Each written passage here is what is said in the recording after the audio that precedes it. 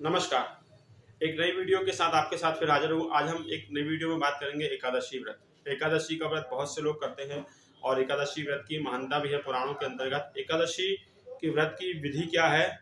विधि तो देखिए बहुत सारी है व्रतों की, हम उतनी विधि कर भी नहीं सकते, लेकिन जो सूक्ष्म विधि है, जो सूक्ष्म हम पालन कर सकें, हम उसके बारे में बात कर रहे हैं बस। और जो पुराण में लिखा हुआ उसके बारे में बात कर रहे हैं। तो एकादशी आप सभी व्रत करते हैं और एकादशी साल में कई प्रकार की एकादशी आती हैं, तो उन सब के एकादशी का जो है वो व्रत कैसे करें, कैसे हमें उसकी पूजन की विधि प्राप्त हो, वो हम आज आपके बारे में बता रहे हैं। इससे पहले आप वीडियो ने आप लाइक करें, शेयर करें, सब्सक्राइब करें और लोगों को भी बताएं। साथ ही साथ एक फ्री कुंडली विश्लेषण मैंने चालू किया है। आप सब जो भी अपनी कुंडली दिखाना चाहते हो, मुझसे संपर्क करना चाहते हो, वो मेरे इस नंबर पर कर सकते हैं। आपको 24 घंटे के अंदर रिप्लाई मिल जाएगा। मेरा नंबर है 7987548604। इस नंबर पर आप अपनी समस्या, अपनी जन्म तारीख, जन्म का समय और स्थान लिखकर मुझे व्हाट्सअप कर दीजिए। 24 घंटे में आपको समस्या का समाधान आप मोबाइल सहित आपको भेज दूंगा। इसका कोई शुल्क नहीं है, कोई चार्ज नहीं है, ना 1 रुपए, ना 100 रुपए, ना 21 रुपए, कोई नहीं। Total of free of cost है। इसका कोई चार्ज नहीं लिया जाएगा। केवल आपकी समस्या सुनी जाएगी और उसका आपको समाधान जो है वो दिया जाएगा। वैदिक ज्योतिष के माध्यम से दिया जाएगा। पुराणों शास्त्रों के जो उपाय हैं वो आपको बताए जाएंगे। तो जो भी संपर्क करना चाहते हैं वही नंबर नोट कर लें, 7987548604। इस नंबर पर आप मुझे जो है वो व्हाट्सअप कर सकते हैं। इसमें व्हाट्सअप ही आपको रिप्लाई मिलेगा, कॉलिंग अलाउ नहीं है। ठीक है। हम बात कर रहे हैं एकादशी व्रत के बारे में। देखिए, एकादशी का जो व्रत है, इसकी विधि हमें नारद पुराण में मिलती है। नारद पुराण में इसके बारे में बहुत अच्छी चीजें बताई गई हैं। नारद पुराण में कहा गया है कि एकादशी व्रत जो होता है वह भगवान विष्णु को सबसे अधिक प्रिय है और एकादशी समान कोई व्रत नहीं। जैसे शिवरात्रि का व्रत का वर्णन है, वैसे एकादशी का व्रत भी सबसे अधिक प्रचलित है। एकादशी व्रत से भगवान विष्णु सबसे अधिक प्रसन्न होते हैं और दोनों पक्षों की एकादशी को भोजन नहीं किया जाता। दशमी तिथि और द्वादशी को एक समय भोजन करें। एकादशी के दिन निराहार रहकर व्रत किया जाता है। एकादशी तिथि जो होती है वो परम पुण्यमयी तिथि मानी गई है। संसार के सभी पाप, रोग, ऋण, दुख, कष्ट एकादशी व्रत करने से दूर होते हैं। जो एकादशी का व्रत करते हैं वह धीरे धीरे अपने रोगों का शमन कर देते हैं, अपने पापों का शमन कर देते हैं और उनके पुण्यों में वृद्धि हो जाती है और वह जीवन में आगे बढ़ते हैं। ये एकादशी व्रत का महत्व है। जो कोई काम नहीं कर सकता, वो एकादशी का व्रत काम करता है।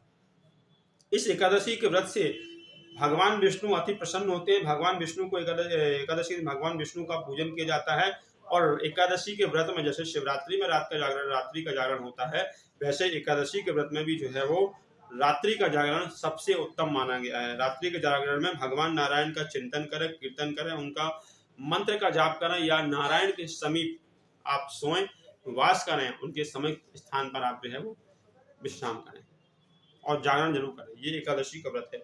एकादशी का व्रत जब आप करते हैं, जब एकादशी पड़ती है, तो उसमें भगवान कहते हैं कि हे कमल नयन, आज मैं एकादशी का व्रत कर रहा हूँ। मतलब जब भी आपको एकादशी रहना हो तो उस एकादशी के एक दिन पहले आप भोजन कम करें, सात्विक करें। मांस, मदिरा, लहसुन, प्याज, इन चीजें किसी चीज का सेवन ना करें, सात्विक रहें, स्त्री संग भोग ना करें और साथ ही साथ अपनी अवस्था को शुद्ध रखें। किसी प्रकार का नाश्ता या कोई भी चीज का सेवन ना करें।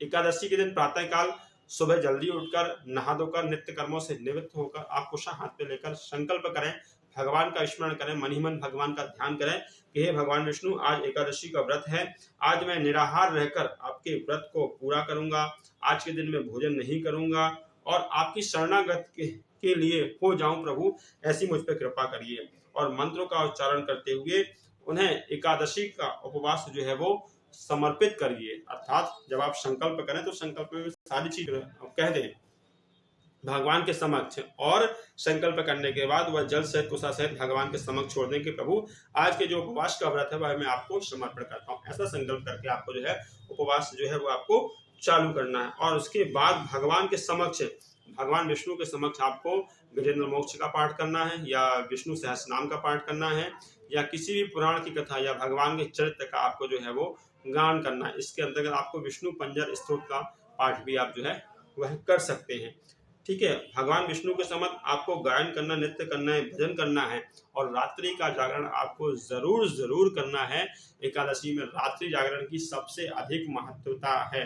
यदि आप जो व्यक्ति ऐसा करता है, एकादशी व्रत करने करके रात्रि का जागरण करता है, भगवान की कथा करता है या कीर्तन करता है, उसे भगवान की कृपा बहुत सहज जल्दी प्राप्त होती है। ये नारद पुराण में बताया गया साफ साफ।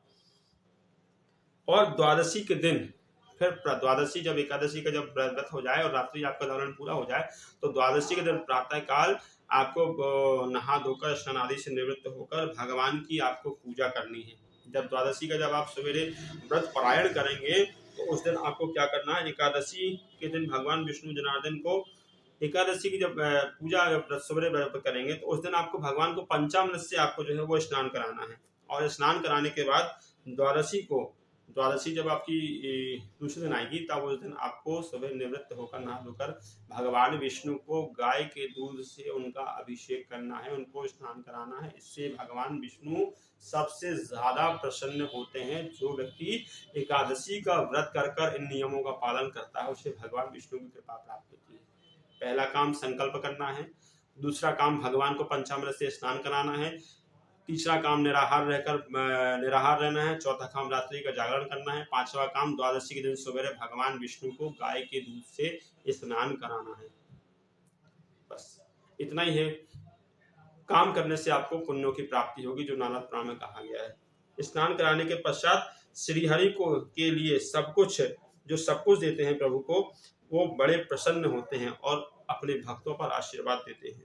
उसके बाद उनसे प्रार्थना करें कि हे प्रभु मैं अज्ञानी रूपी तिमिर रोगों के अंधकार से घिरा हुआ हूँ, मैं कष्ट रोगों से घिरा हूँ, मेरी कष्ट दूर करें, मेरे रोग दूर करें, आप मुझ पर प्रसन्न हो, ऐसी ज्ञान दृष्टि की मुझ पर वर्षा करें। उसके बाद भगवान विष्णु को खिचड़ी बनाकर या जो भी आप भोजन बनाएं बिना लहसुन प्याज का, उसको भगवान को अभिषेक करें। हवन कर थोड़ा सा भोग अर्पित करने के बाद प्रसन्न चित्त मन से शांत होकर मौन भाव से द्वादशी के दिन आपको भोजन करना है, कुछ भी बोलना नहीं है। ये एकादशी व्रत का मेन पड़ाव का जो वर्णन है, जो आपको अभी तक शायद किसी ने नहीं बताया होगा, या जो विद्वान होंगे पुराने उन्होंने बताया होगा, पर अभी तक कोई बताने वाला नहीं होगा। सब अपने मन के अनुसार एकादशी कुछ भी करते जा रहे हैं, पर जो मेन व्रत की विधि है वो यही है जो नारद पुराण हमें बताती है। आप देख लीजिए कितनी बड़ी पुराणों की गाथा, कितनी बड़ी महान गाथा जो लिखा हुआ सब बताते हैं। ये बहुत स्टडी करने के बाद हमको ये चीजें प्राप्त होती हैं, और जो मुझे प्राप्त होती है मैं उसको सहज कर एक पन्ने में लिख लेता हूँ और आपके समक्ष वीडियो बना कर देता हूँ, ताकि आपको जानकारी मिले, आपको सही पूजा पाठ का फल मिले और सही पूजा पाठ आपके समक्ष और आपके कष्ट दूर हो। तो ये एकादशी का व्रत इस तरह से आप कर कर देखिए, आपके जिंदगी में सुधार ना आ जाए तो कहना, क्योंकि ये नारद पुराण चीख चीख कर कह रहे हैं इस वाक्य को। तो एकादशी का व्रत आपको इस तरीके से करना है, इस तरीके से आपको पूजा पाठ करना है, भगवान का अभिषेक करना है, जो मैंने सारी चीजें आपको बताई, और दूसरे दिन आपको व्रत पारायण करना है, और दूसरे दिन जो है वो मौन होकर आपको प्रसन्न मन से जो भी आपको भोजन हो वो करना है। ठीक है, ये आपको सभी एकादशियों में करना है। साल की जितनी भी एकादशी पड़े, महीने में एक या दो एकादशी आती है, वो जितनी भी सब एकादशी में आपको ऐसे इसी तरह से ही आपको व्रत करना है। इस तरह आपको जो है वो पूजा पाठ करनी, और हर व्रत की, हर एकादशी की अपनी अपनी एक अलग कथा होती है। उस कथा को भी आपको पढ़ना है। उस कथा की पुस्तक आपको बाजार में मिल जाएगी, वो कथा ले लीजिए, उस कथा को आपको पढ़ना है और इस तरह से आपको पूजा करना है। इससे आपका एकादशी का व्रत जो है वो 100% सफल और पूर्ण हो जाएगा, आपको एक भी संशय डाउट नहीं रहेगा। तो मैंने ये एकादशी की आपको बहुत अच्छी और सूक्ष्म जानकारी दी है। यदि आपको अच्छी लगे तो वीडियो को लाइक शेयर सब्सक्राइब जरूर करें, और सनातन धर्म से जुड़ें, और सनातन धर्म को बोलें कि प्रभु जो आपने दिया है वो दुनिया में कौन दे सकता है। इससे हमारी मन की सात्विकता बढ़ती है। ठीक है मित्रों, अब तक के लिए वीडियो में इतना ही।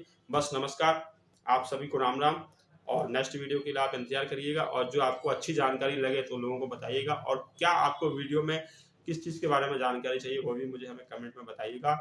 मैंने फ्री कुंडली विश्लेषण का नंबर भी आपको दे दिया, उस पर आप मुझे कॉन्टैक्ट कर सकते हैं। नमस्कार।